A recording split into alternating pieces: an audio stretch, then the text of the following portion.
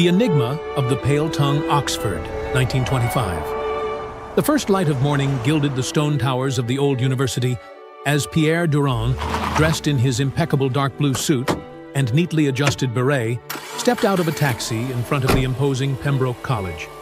Invited for an exclusive visit to the legendary Bodleian Library, he felt both honored and curious. At the door, 4 figures awaited him. Professor Edgar Whitmore, of Natural Sciences, Professor Samuel Caldwell, a specialist in ancient literature, Chancellor Leonard Greaves, of Biology, and Professor Arthur Wycliffe, of Medieval History. After brief greetings, the professors led him through the main hall to the section dedicated to English literature. Pierre listened attentively when suddenly Professor Whitmore began to cough violently. The sound echoed among the silent shelves. He staggered, clutched his throat, and collapsed with one arm stretched out. The librarian, Miss Evans, let out a muffled scream. Professor Wycliffe knelt to assist the colleague, but it was too late. Whitmore lay lifeless. As his head was gently lowered, the professor's mouth fell open, revealing a tongue completely white. Pierre was stunned. He had never seen anything like it. The police were called, and all exits were sealed. While the officers secured the scene, the remaining professors exchanged uneasy glances, murmuring about the strange phenomenon. Chancellor Greaves, with his thinning hair and weary gaze, commented, "In all my long academic life, I have never witnessed anything like this, although I vaguely recall reading something about cases involving white tongues." Greaves's words sparked an idea in Pierre's mind, a spark that quickly turned into action. He leaned towards Miss Evans and asked, "Mademoiselle, could you show me the book loan records for the past 2 weeks?" Intrigued, the librarian guided him to a polished wooden counter and handed him a thick ledger. Pierre skimmed through it carefully as the professors gathered around him, anxious. He paused, his finger marking a line.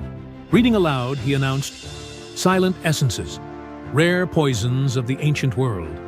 Borrowed just a few days ago by..." He paused briefly, and everyone leaned in, holding their breath. "Samuel Caldwell." A murmur of surprise rippled through the group, and all eyes turned astonished to Caldwell, who turned pale, took a step back, and, in a sudden impulse, tried to flee, unsuccessfully. The police quickly restrained him. As the culprit was handcuffed, Greaves, still shocked, turned to Pierre and asked, "At such a young age, how did you think to check the library records?" Pierre adjusted his beret calmly and replied, "In truth, it was the rarity of the case that caught my attention. If even the esteemed Chancellor Greaves, a specialist in biology, knew little about such a poison, I concluded that the murderer would have needed careful research." One of the professors, admiring, murmured, "Brilliant?"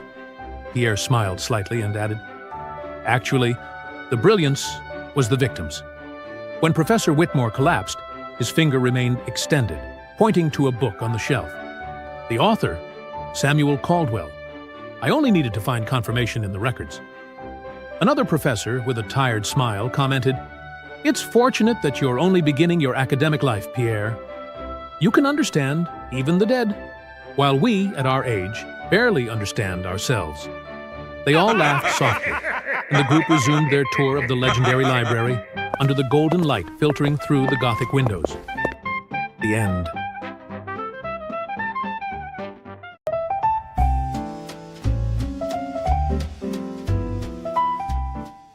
Da Vinci's Bicycle, London, 1925. A light rain tapped against the windows of the opulent British Museum, while the special evaluation hall welcomed a rather peculiar guest. Pierre Durand, 17 years old, navy blue beret over brown hair and sharp eyes behind a modest burgundy tie. He was the youngest guest invited to the institution that year. "Monsieur Durand, welcome. Prepare yourself to witness something even the greatest minds of the Renaissance could hardly have imagined," said the chief curator, Sir Aldous Pembroke, leading him into a smaller room with padded walls and controlled lighting. Inside, 3 experts awaited. At the center, holding a worn leather folder, stood an elegant yet uneasy man, Monsieur Battista, the supposed owner of one of the most unbelievable finds of the century. "Before we reveal the piece, one condition. Please lower the lighting.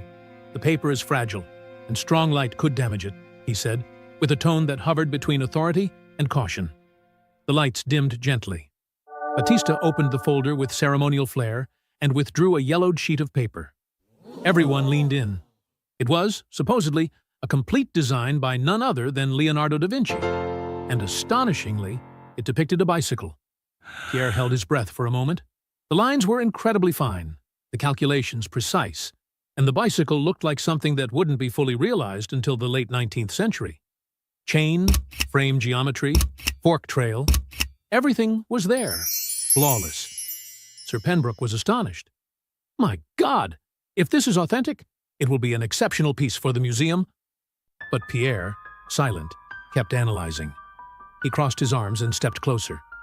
Ladies and gentlemen, this design is fake. I'm sorry to say. Silence fell like a thunderclap. Batista scoffed with contempt. Boy, you don't know what you're talking about. Pierre turned to the curator.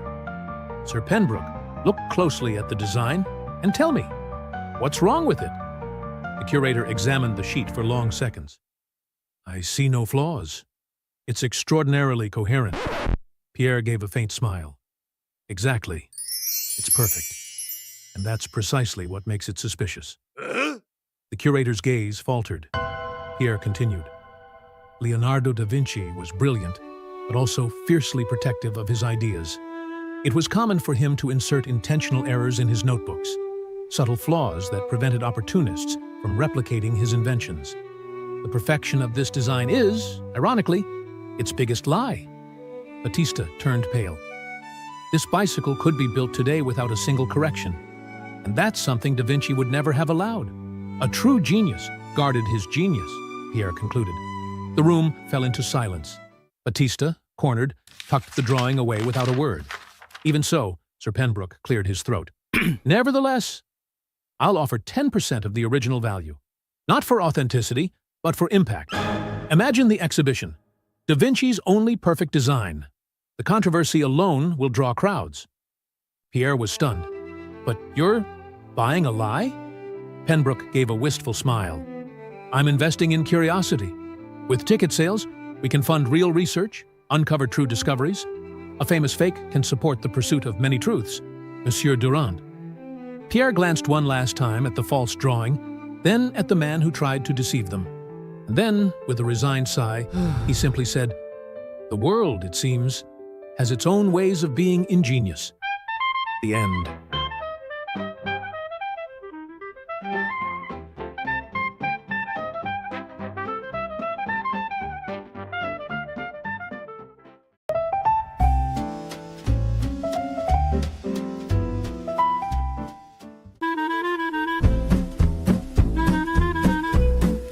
Enjoying the mystery?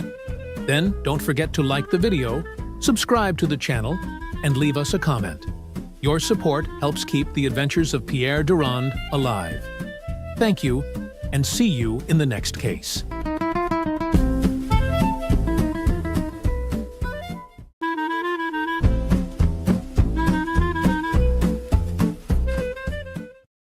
The Last Royal Note at Covent Garden, London, 1925. The Covent Garden Theatre gleamed like a jewel beneath London's Victorian arcades. It was a gala night celebrating the Queen's Jubilee. Ladies in satin gloves and gentlemen in tailcoats crossed the marble hall, crystal chandeliers casting flickers of candlelight. Among them stood a young man in a navy suit and snug beret.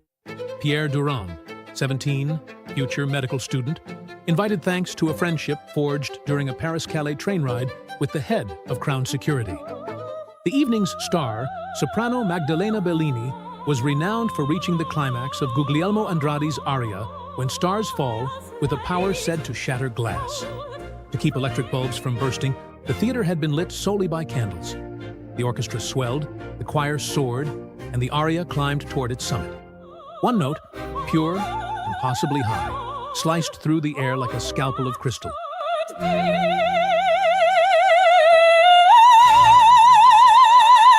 A snap, a second, silence.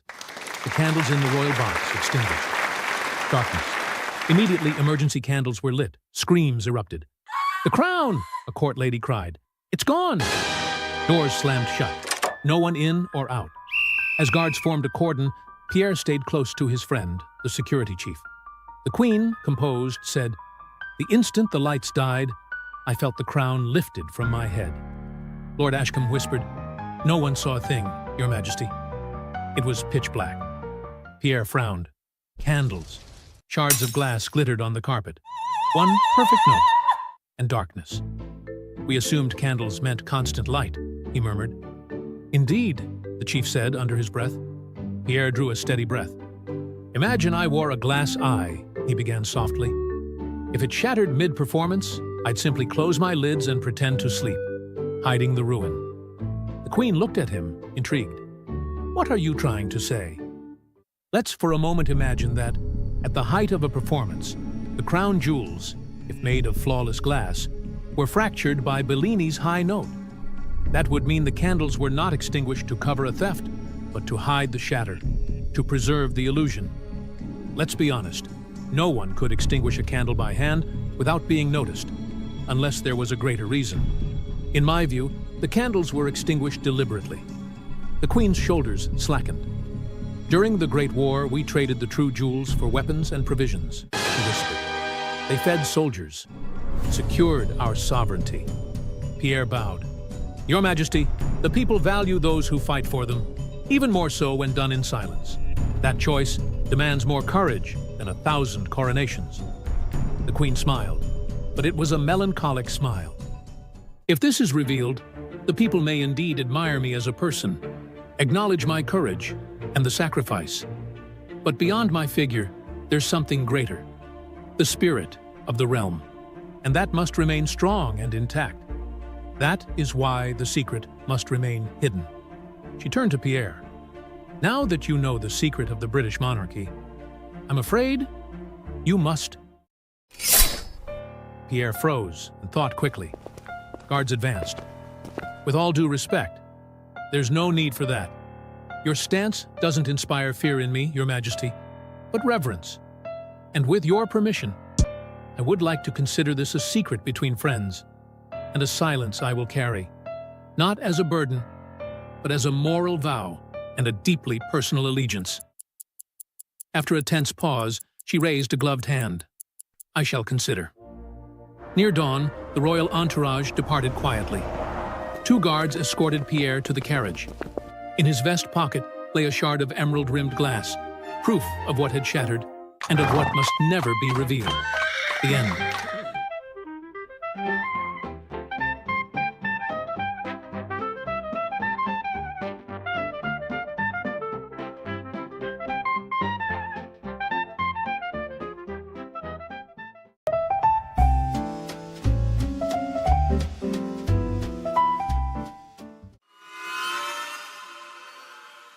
Beauty is the Death of Lord Redgrave.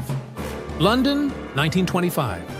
Winter blew cold through the city's illuminated streets as Pierre Durand arrived at the Theatre Royal Drury Lane at the invitation of Sir Percival Godwin to celebrate his 18th birthday.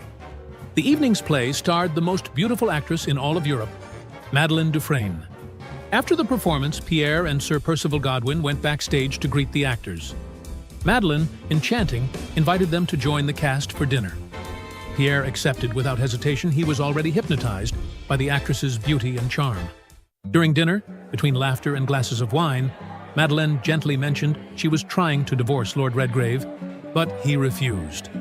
Pierre blushed when Sir Percival Godwin joked, "Perhaps Pierre can help you? He's excellent at solving all sorts of problems." Everyone laughed. Madeleine leaned closer, placed her hand on Pierre's thigh, and whispered, "Would you help me, Pierre? Would you do that for me?" Alone afterward, Madeleine proposed continuing their talk at her Mayfair house, and Pierre agreed at once. There she poured a dark Bordeaux. He raised the glass with a smile. Moments later, she excused herself to change into something less formal.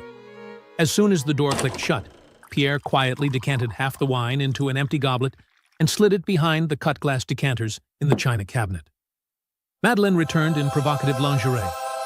"Pierre, I have a problem." In the bedroom. Enchanted, he followed her. The two sat on the bed and embraced, wrapped in an atmosphere of desire and mystery. He woke up to pounding at the door the next morning. "The police?" Madeleine answered in a robe. One of the officers said, "Madame Dufresne, you are under arrest for the murder of Lord Redgrave." "But that's impossible.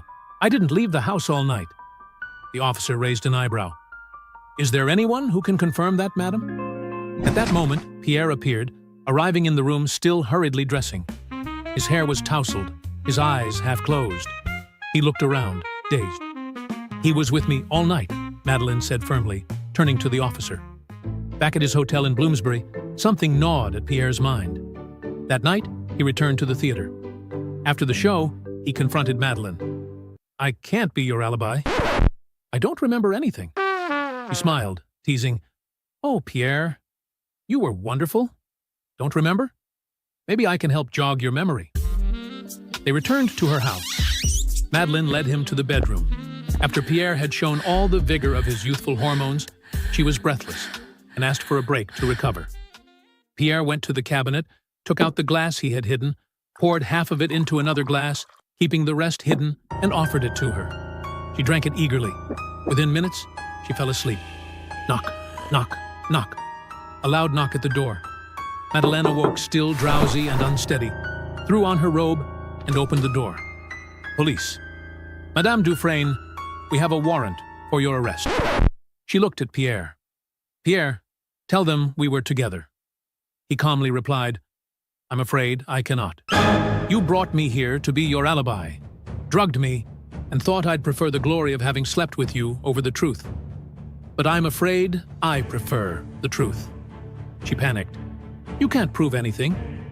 "Oh, but I can. On the night of the crime, I'd already had too much to drink, so I only drank half of the wine you gave me and saved the rest in a glass I hid in the cabinet. Last night, after our moment together, I gave you a quarter of that half. You slept like a little angel, or rather, a little devil." The police collected the glass, still containing traces of the sleeping drug, and arrested Madeleine. As they left the room, the inspector turned to him. "Pierre, why did you give her the drugged wine?" Pierre smiled. "To be sure, the wine was indeed drugged, and get my revenge on someone who tried to use me, and still sleep peacefully, knowing she wouldn't wake up in the middle of the night to kill me. No playwright could have contrived a finer curtain call." The inspector laughed. "Pierre, you're my hero." Together they stepped into the icy London night, laughing and talking like old friends, while the street lamps glimmered above them, silent accomplices to another mystery resolved. The end.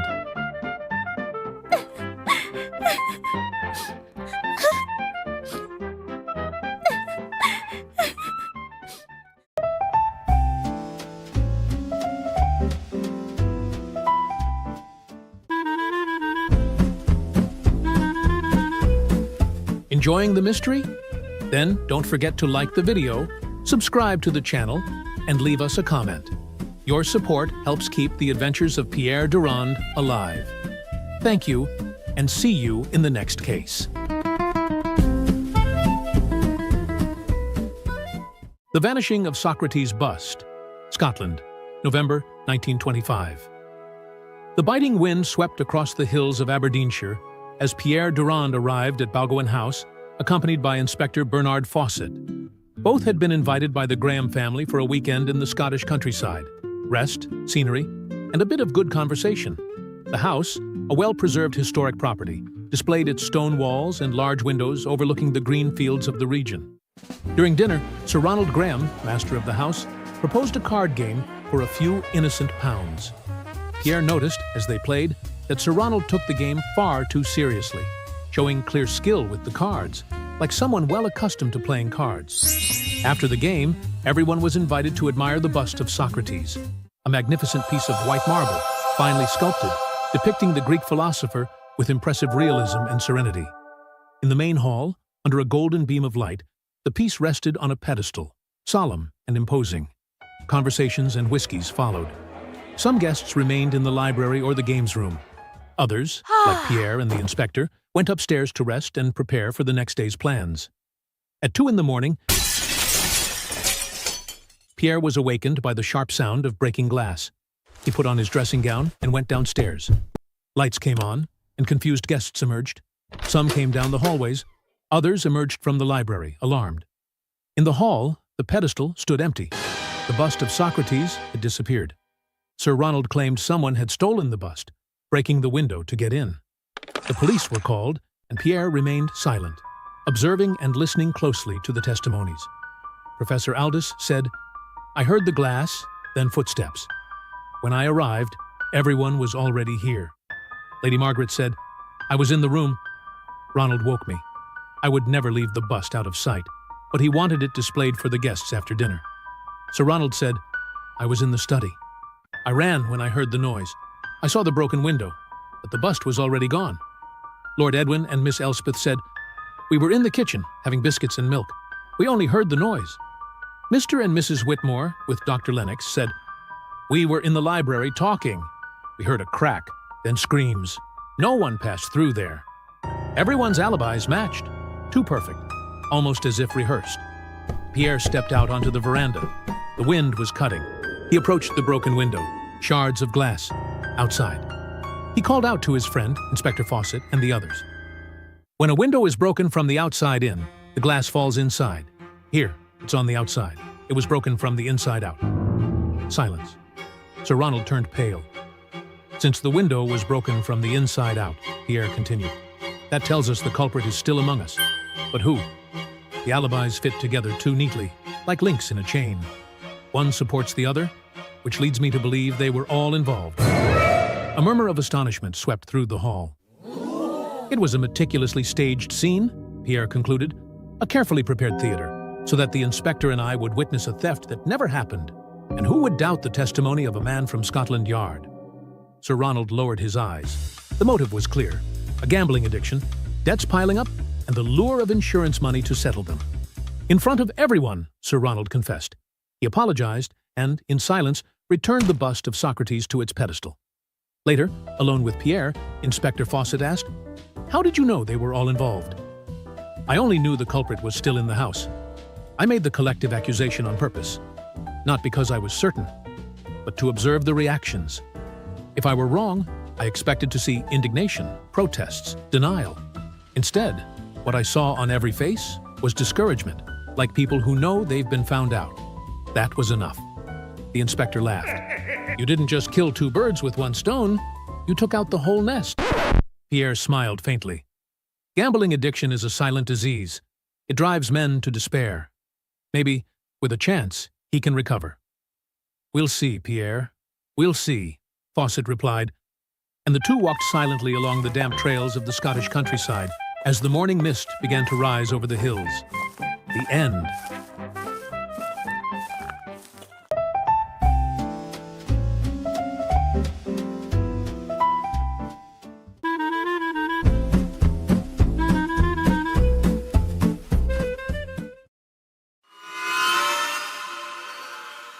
The Death of the Cinema Star, London, 1925.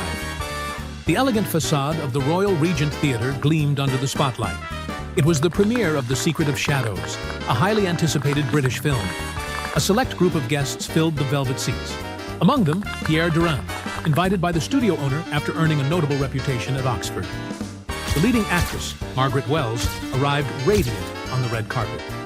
Her beauty eclipsed the flashes of the cameras. Moments later, Vivian Drake, the supporting actress, appeared, smiling and greeting the journalists. The lights dimmed, and the film began.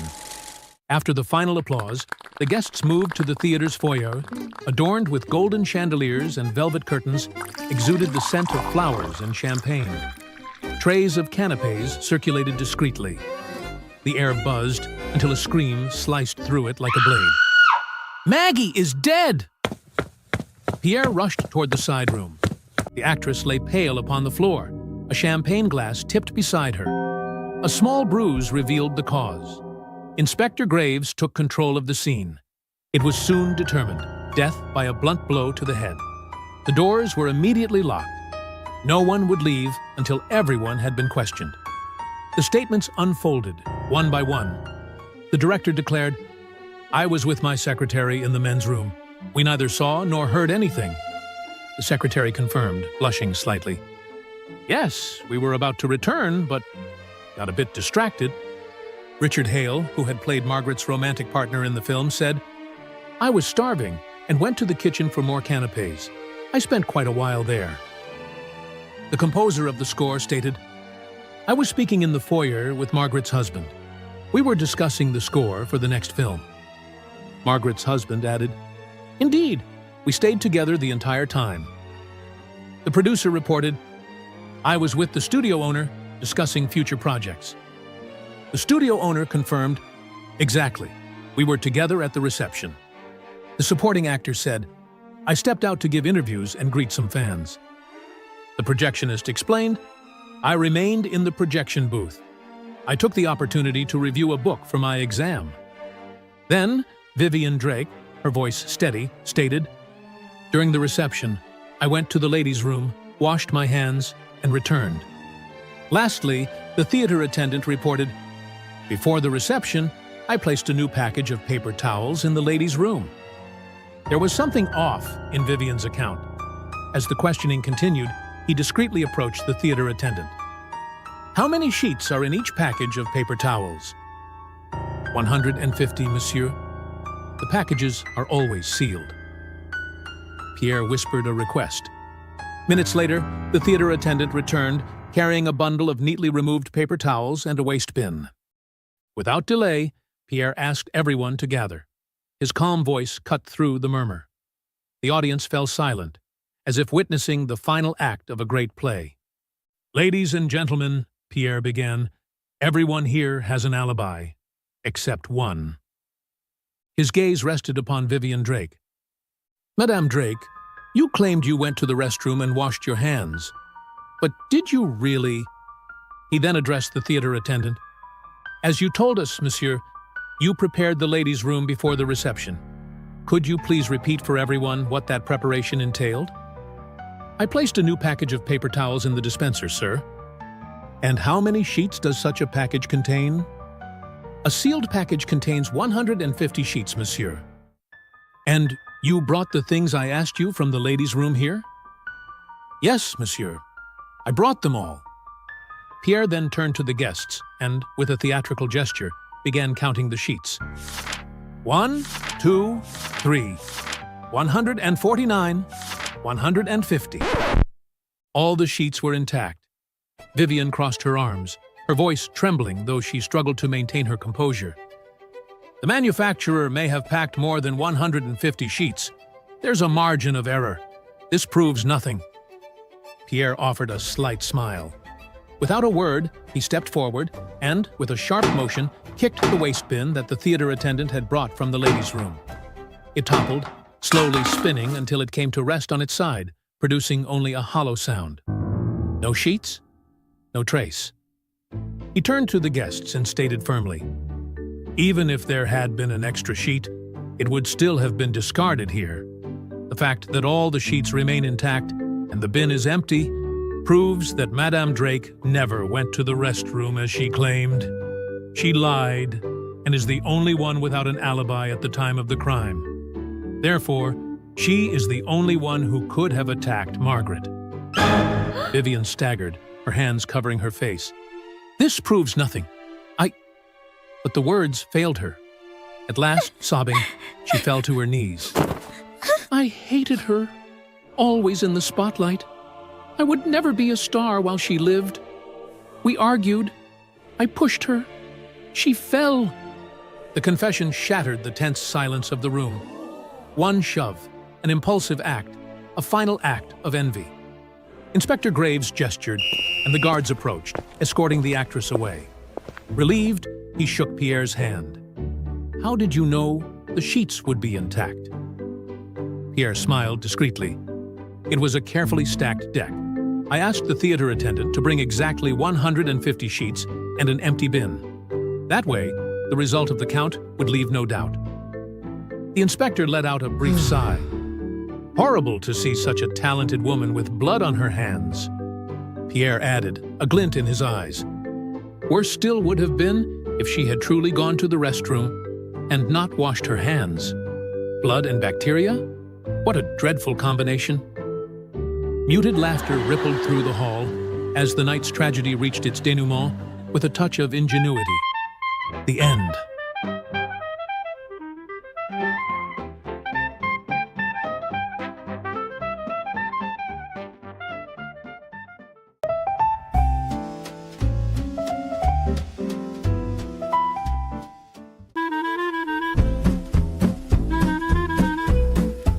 Enjoying the mystery? Then don't forget to like the video, subscribe to the channel, and leave us a comment. Your support helps keep the adventures of Pierre Durand alive. Thank you, and see you in the next case.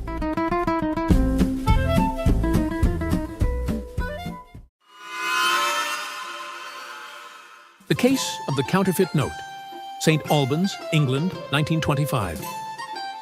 The golden afternoon bathed the main market stalls, where fruits gleamed like jewels, and the cries of vendors competed with the sound of an old barrel organ.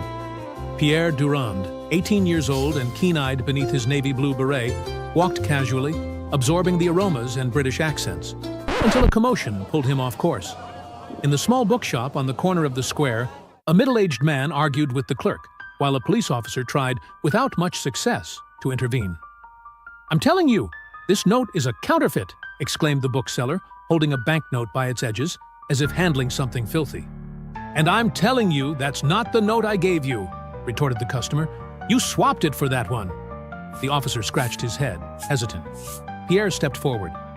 "Excuse me, I'm Pierre Durand. Perhaps I can help." The officer raised an eyebrow, surprised. "Pierre Durand? Wait, I've heard my chief mention you. Said you helped crack some truly remarkable cases. What do you think you can do here?" Taking the note, Pierre examined it under the window light. The forgery was crude. Wrong paper, incorrect texture, imprecise details. He looked at the customer. "You said the note you gave had a serial number starting with 04071903. It's not common to check serial numbers. Why did you do that?" "It's my mother's birthday. When I picked it up earlier, I noticed it. That kind of thing sticks in your mind. I saw the bookseller do a sleight of hand and hide the real one. It must be in the till." Pierre checked the register drawer. There were 3 notes of the same denomination. One of them, indeed, began with the stated digits. The customer smiled, triumphant. "See? It's there! That proves I'm telling the truth." Pierre remained calm. He turned to the officer. "Please call the forensics team. We'll need fingerprint analysis." "Fingerprints? But what for? I already proved the real note is there." "Of course, my fingerprints will be on it." "Not yet, sir. If your fingerprints are on the real note, that doesn't mean much. You might have handled it earlier in an entirely innocent context. There's no crime in handling an authentic note." Pierre held the counterfeit note between his fingers. "But if your fingerprints are on this one, then there will be no doubt you handed the fake to the bookseller. Contrary to what you believe, it's not about you recognizing the note. It's about the counterfeit note recognizing you. If your fingerprints are here, there's no doubt it was you who handed it over. That, sir, will be the proof." The man fell silent. His eyes darted between the officer and the bookseller, who now smiled. Then, suddenly, the customer turned and bolted out the door.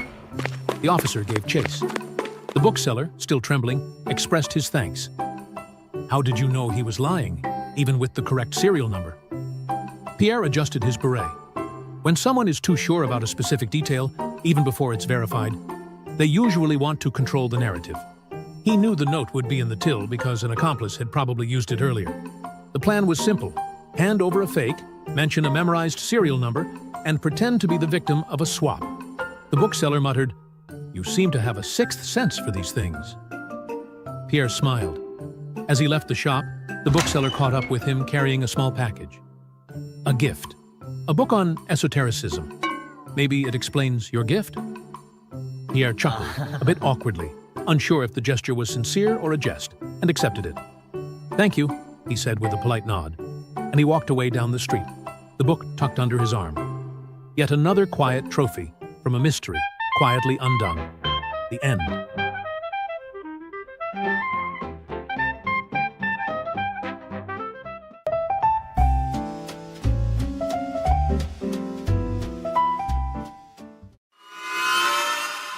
Unraveling 2 thieves with just one word. Cornwall, autumn 1920. 18-year-old Pierre Durand had accepted a rare invitation. A weekend at a luxurious seaside spa in Cornwall. 6 other guests were present, all strangers to one another, but each with distinctive traits.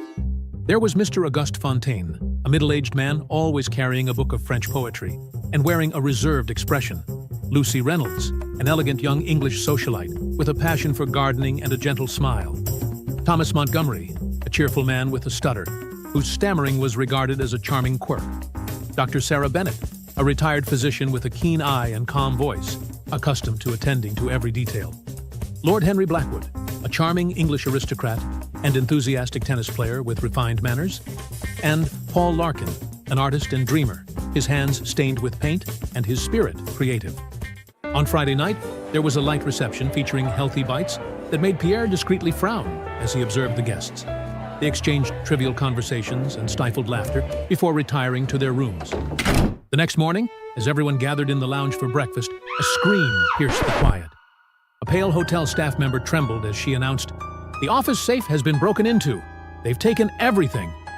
The police arrived quickly, but Pierre, alert, was already at the staff member's side, surveying the scene. In the modest office, he saw papers strewn about and a window left ajar. In one corner, a thick woolen cover concealed an object, its cage-like outline faintly pressing against the fabric. Pierre pointed and asked, "What's under there?" "Oh, that's the hotel's parrot. He's been here only 2 days.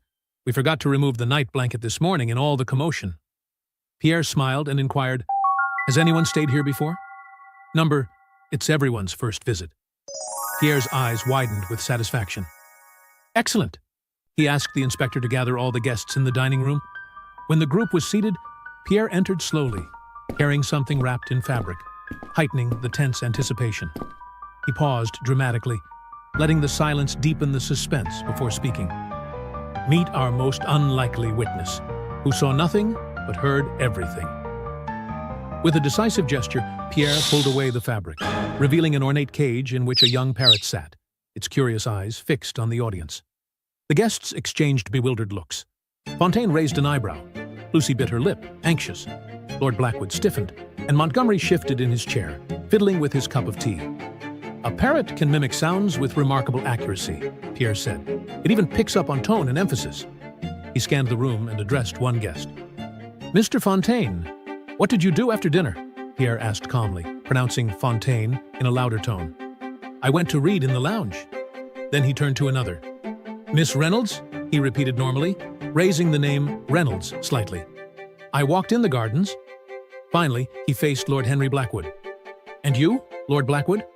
Pierre spoke naturally but projected Blackwood so all could hear. Before anyone could react, the parrot stammered, "Blackwood." The room froze. Pierre stepped forward. Notice, the bird didn't just repeat a name. It stuttered it. That proves two things. Blackwood was named during the crime, and the person who said it stutters. Montgomery, nervous, spoke his accomplice's name while the safe was being broken into, and the parrot, even under its cover, heard it all. The inspector needed no further prompting and arrested both men. Later, on the terrace, Paul Larkin asked Pierre, "How did you know the parrot would say the name?" Pierre chuckled. "When I was a child, I smashed my finger with a hammer and cursed loudly. My parrot never forgot it. Whenever visitors arrived, there he was, repeating that curse. My mother was mortified." Everyone laughed heartily, until the afternoon snack was announced, "Carrot crostini with lentil spread." Silence fell at once. The end.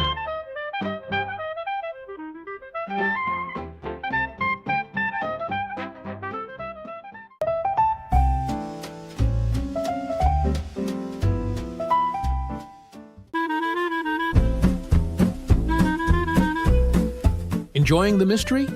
Then don't forget to like the video, subscribe to the channel, and leave us a comment. Your support helps keep the adventures of Pierre Durand alive. Thank you, and see you in the next case.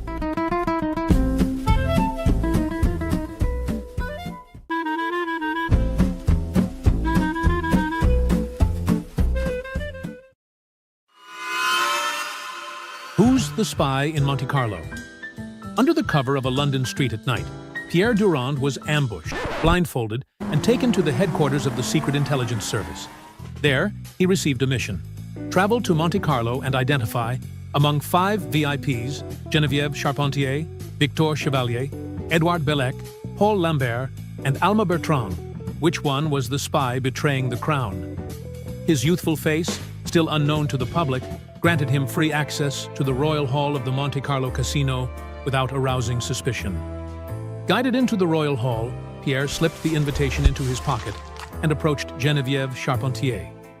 Pierre drew near with a sly smile and extended his hand in invitation. Geneviève responded with elegance, slowly offering her left hand. Pierre bowed his head and kissed the back of her hand courteously, letting the gesture linger just slightly.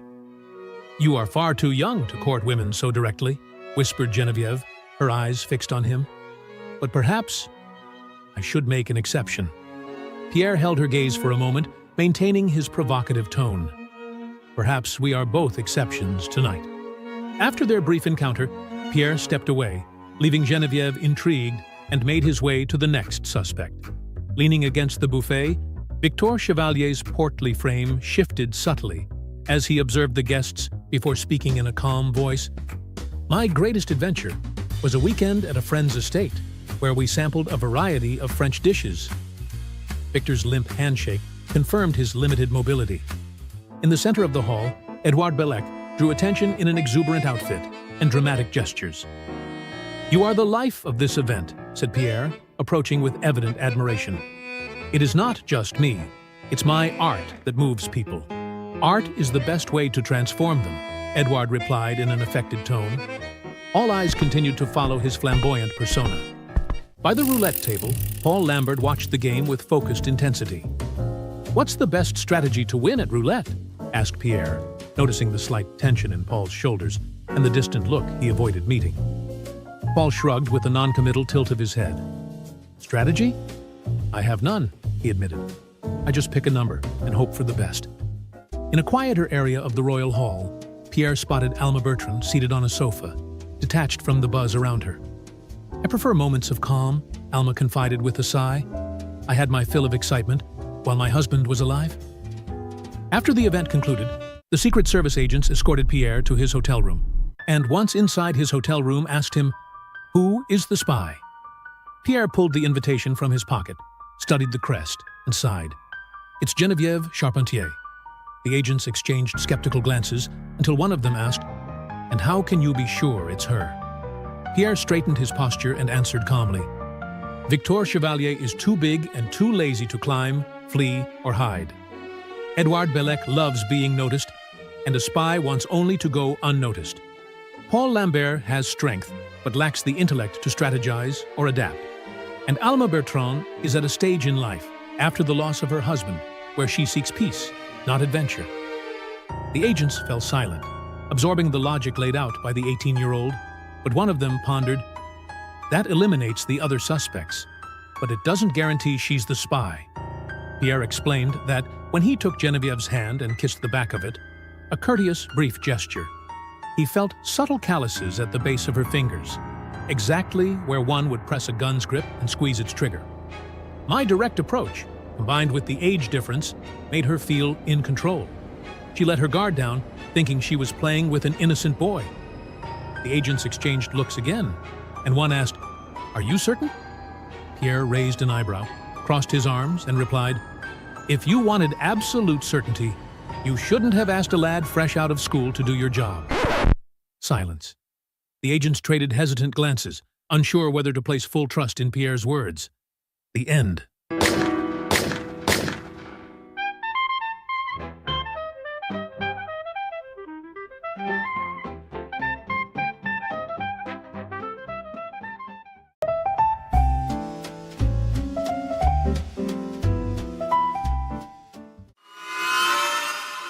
The case of the three shops in Cognac. It was the eve of a bank holiday in Cognac, the town where Pierre had spent his childhood vacations, and the square buzzed with a street fair. Accordion strains mingled with laughter as stalls brimmed with candied apples and wooden toys. Pierre recognized a familiar face among the vendors, Mr. Dumas, the owner of the old candy stand who used to sell him caramels as a child. "Monsieur Dumas," Pierre exclaimed with a smile. "Pierre Durand? Mon Dieu, how you've grown!" Mr. Dumas replied, visibly moved. They spoke for a few minutes. Pierre remarked on how much the town had changed, pointing out 3 cheek-by-jowl storefronts, a gardening shed brimming with shovels, a locksmith's gilded display of locks, and a grit and cement supplier. Mr. Dumas smiled, though a flicker of concern crossed his face. Ah, mon garçon, those shops aren't the only new developments. We've been feeling small tremors throughout the day. Tremors? Since when? Pierre asked, instantly alert. About 3 months now, ever since those shops moved in. At that moment, a local policeman approached to buy a candied apple. Good morning, Officer Remy, Pierre said casually. Mr. Dumas chuckled. One of the few things that never changes in this town is Officer Remy. Always present, always kind. Remy smiled nostalgically. You know, this square always brings back memories. It was my first week on the job, 30 years ago, when some fool tried to rob the bank with a rusty pistol and no plan. We caught him before he even made it past the teller. That was the only real adventure this town ever saw. Pierre paused, observing the fresh shop fronts, the men coming and going, the sacks of earth and tools. Pierre raised an eyebrow. Do those new shops get much business? Mr. Dumas shrugged. Only the gardening shop. People buy a lot of earth lately. The others, almost no customers.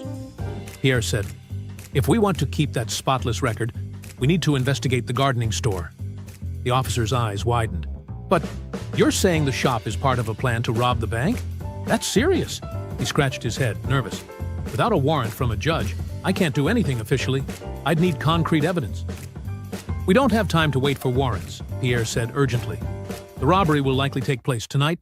Let's go speak directly with the bank's owner. The banker, a stern traditionalist, welcomed them into his home, and after some hesitation, the banker agreed to let the police hide in the bank's basement that night. Remy, 3 other policemen, and Pierre waited in silence near the vault. At 2 a.m, they heard a faint crack, followed by the sound of a wall being breached. When the thieves finally broke through the wall on the vault's floor, the police sprang into action. Remy barked orders, and they cuffed 4, the garden shop owner, the builder, the locksmith in the tunnel, and the driver in the getaway car. After the arrests, Jean Lambert of the newspaper Le Petit Cognac approached Pierre. What made you suspect a robbery? The tremors, Pierre replied. They began after those 3 shops opened. One sold digging tools, another materials to support a tunnel, and the last had expertise in locks. Even the soil was smuggled out as fake sales. And they're all beside the bank. The reporter frowned. But how did you know it would be tonight? I didn't, said Pierre. But the night before a banking holiday? It's the perfect time. The banker shook his hand. Thanks to you, our vault, and the town's confidence, remain intact. We'll honor you at the bank tomorrow. Officer Remy, in his final week before retirement, stepped forward. Monsieur Durand, you've kept Cognac free of bank robberies, and you've given me the last real thrill of my career. I can't thank you enough. I did it all for Monsieur Dumas. He has an account here, and I couldn't risk him not having funds to make my favorite childhood sweets, Pierre said softly. Sometimes, you just need to listen to what the town is telling you, even when it whispers through the faintest grumbles of the earth. Pierre adjusted his beret and smiled quietly as he gazed at his photograph displayed with pride in the Employee of the Month frame, the word eternally inscribed beneath it. The end.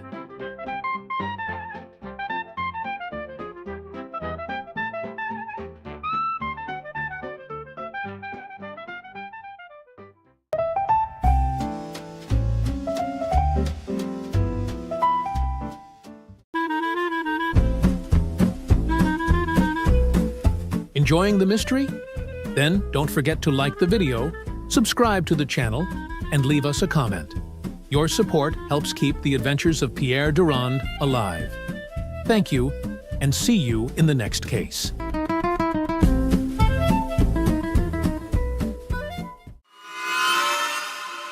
The Mystery of the Notes on a Jazz Night, Paris, 1925.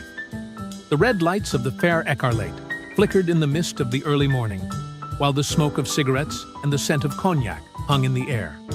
Pierre Durand, in his impeccable beret and dark blue suit, accompanied a friend to listen to the jazz band Les Flammes de Minuit that enlivened the Parisian night. The show was vibrant. The drums marked the rhythm, the bass pulsed deeply, the guitar led with energy, and the singer's voice filled the hall. When the last applause echoed, Pierre's friend remarked, "I know the musicians. Shall we see them in the dressing room?" Before they could get there, a shout cut across the hall. "The night's money is gone!" cried the cashier, terrified. The police arrived quickly, along with Inspector Beaumont, an old acquaintance of Pierre. After a brief exchange of glances, the inspector smiled. "Since you are here, young man, come. Perhaps your sharp eyes can help." The two began the questioning. In the dressing room, the guitarist, a thin young man with disheveled black hair and an intense gaze, was putting new strings on his guitar. He explained that they had snapped during the last song, but fortunately, the audience hadn't noticed. In the kitchen, the bassist, heavy-set, with an ever-hungry expression and calloused fingers, rummaged through food tins looking for biscuits, claiming hunger after the performance. At the entrance, the drummer, a tall man with a relaxed posture and restless eyes, was poking through the trash can while smoking a cigarette, saying only that he needed some air.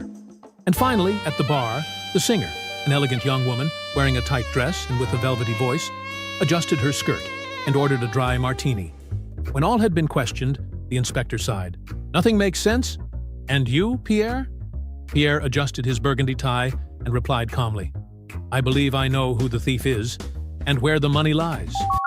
The inspector, surprised, ordered everyone gathered in the dressing room. The silence was heavy when Pierre spoke. "It makes no sense for the cashier to steal from himself. The barman was behind the counter all night. That leaves only you, the band. The bassist could hide it in a tin of biscuits, but that would be a risky hiding place, since the staff frequently visited for a snack. The drummer could use the trash, but sooner or later someone would notice the money inside. As for the singer, we saw her fiddling with her skirt, but her dress is so tight-fitting that it could not possibly conceal such a large sum without being noticed." Pierre stepped closer to the guitarist, looking straight at him. But inside a guitar, the money could easily pass through customs unnoticed. The guitarist turned pale. The police loosened the guitar strings and, through the round sound hole, pulled out the bundle of notes. The inspector, astonished, asked, "But how did you know it was in there?" Pierre smiled. The performance was flawless until the last song. Suddenly, the guitarist played with disproportionate force. He needed to break the strings deliberately to make room to slip the money inside. When we saw him replacing the strings, he was really covering up the crime and making it seem that the inside of the instrument was inaccessible. A silence followed by applause filled the room.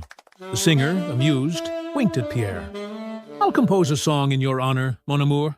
It is going to be called Put It in the Hole." Pierre immediately blushed. "I just hope it doesn't become too popular. Otherwise, I'll have a lot to explain to my mother." Everyone laughed. The mystery was solved. The end.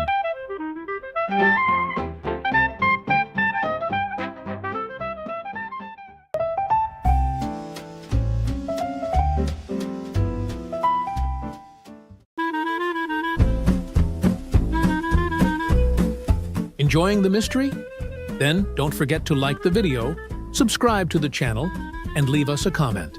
Your support helps keep the adventures of Pierre Durand alive. Thank you, and see you in the next case.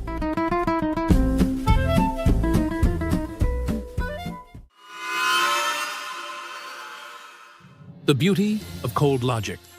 Paris, 1920.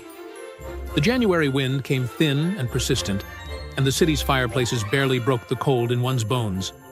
Pierre Durand crossed the courtyard of his old school, invited to speak to the younger students. His name had been turning up in the papers, tied to cases solved with uncommon reasoning. Professor Bellamy, his former teacher, introduced him with pride, mentioned the recent headlines, and asked, "When did you realize you had a mind for logical deduction, Pierre?"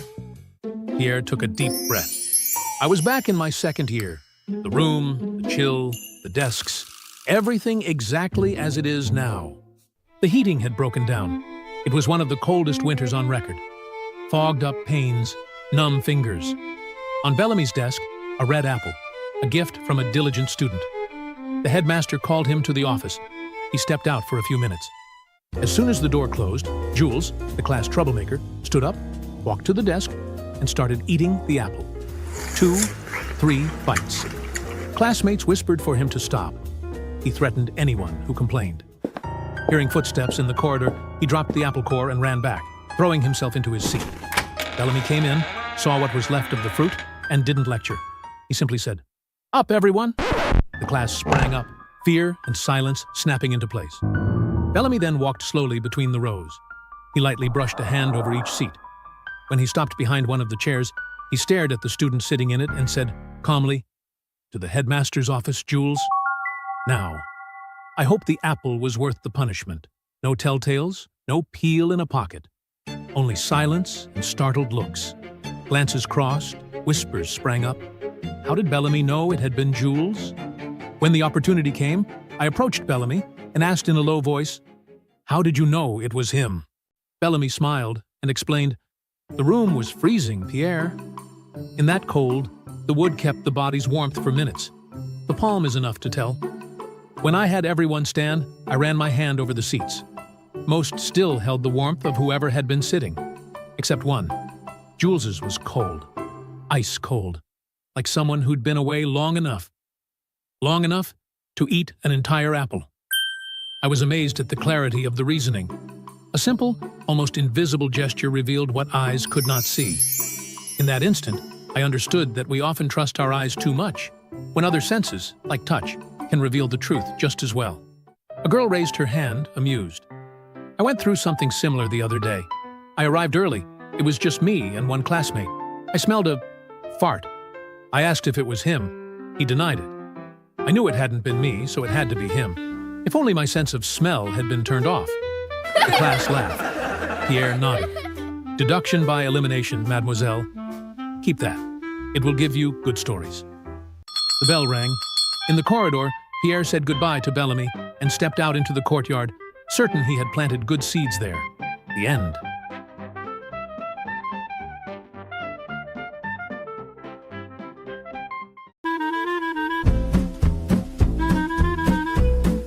Enjoying the mystery? Then don't forget to like the video, subscribe to the channel, and leave us a comment. Your support helps keep the adventures of Pierre Durand alive. Thank you, and see you in the next case.